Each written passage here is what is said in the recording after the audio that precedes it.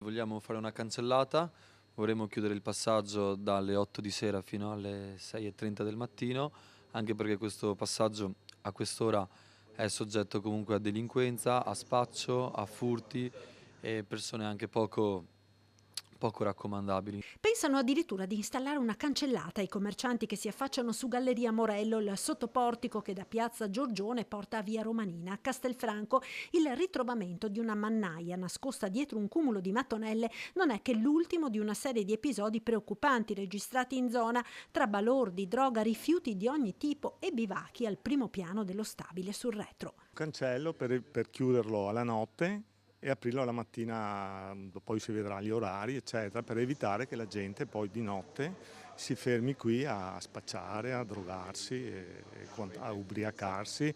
Non le dico quante bottiglie, lattine troviamo per terra la mattina. Guardi, è una cosa proprio veramente che fa paura.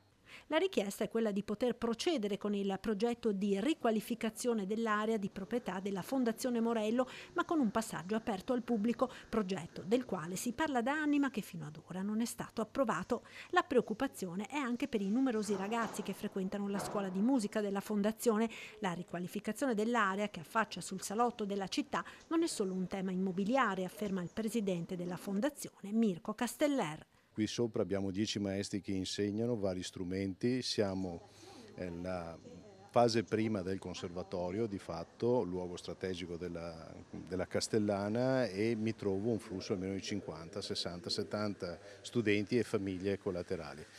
E il rischio è veramente di trovarsi in una situazione di aggressioni estreme, improvvise, che non riusciamo nemmeno a preventivare, a controllare in questo territorio.